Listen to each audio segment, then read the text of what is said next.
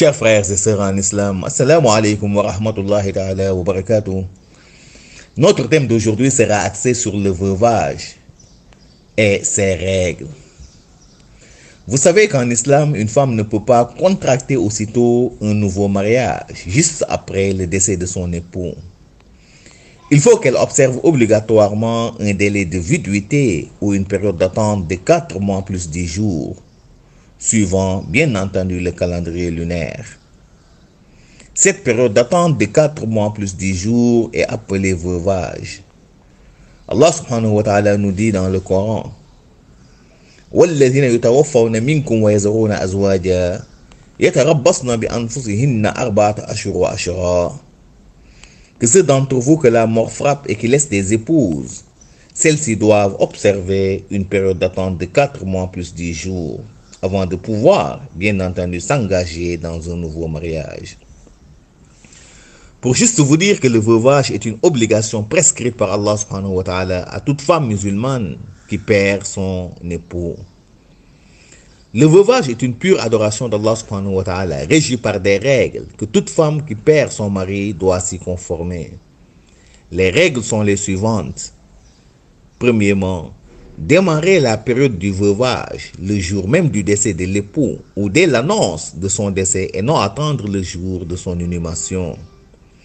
Donc, dès l'instant que la personne rende l'âme, ses épouses doivent aussitôt se mettre en état de veuvage. 2. Les épouses doivent rester dans la maison conjugale durant toute la période du veuvage, sauf si elles ne sont pas en mesure d'honorer les charges de location ou craignent d'être expulsées de la maison. Et dans ce cas, elles peuvent aller l'observer, n'est-ce pas, chez leurs propres parents. 3. La femme en période de veuvage ne doit sortir du domicile conjugal que par nécessité, comme le fait de se rendre au travail, de se rendre à l'hôpital, de vaquer à ses occupations urgentes, entre autres. 4.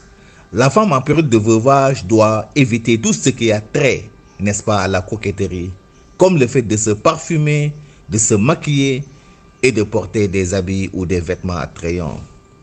Elle doit tout simplement se contenter d'habits simples. Et d'après Salama, le prophète Mohammed alayhi salam a dit à une femme dont le mari est décédé de ne porter ni d'habits teints en jaune ou en rouge, autrement dit des habits attrayants, ni de parures en or ou en argent, ni se teindre les cheveux, etc., etc. 5.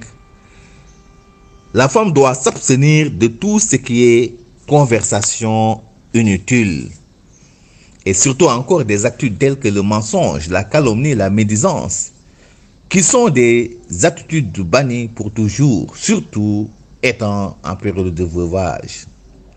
6. La femme en période de veuvage doit redoubler d'efforts en matière d'adoration d'Allah subhanahu wa ta'ala, en accomplissant régulièrement ses prières, en multipliant ses invocations et surtout encore prier constamment pour le repos de l'âme, n'est-ce pas, de son défunt époux. 7.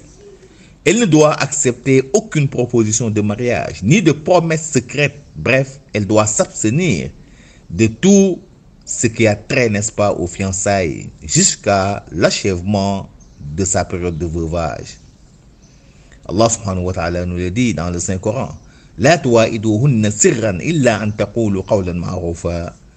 Ne vous liez pas à elle par des promesses secrètes avant que ne soit expiré, bien entendu, le délai de viduité. 5. Elle doit se démarquer de toute pratique païenne, comme le fait de ne pas plier ses jambes, comme le fait également de se laver que des jours spéciaux durant la semaine, le fait de porter des habits spéciaux, le fait de sortir, n'est-ce pas, à des heures spéciales, le fait qu'on te réserve tes propres ustensiles, le fait également de ne pas partager, n'est-ce pas, le repas avec les autres membres de la famille, qui sont des pratiques innovatrices, des pratiques purement païennes et qui n'ont aucun fondement de base en islam. Pour juste vous dire que le veuvage est une pure adoration d'Allah subhanahu wa ta'ala. Chers frères et sœurs en islam, nous voilà au terme de notre rappel. Merci et à la prochaine.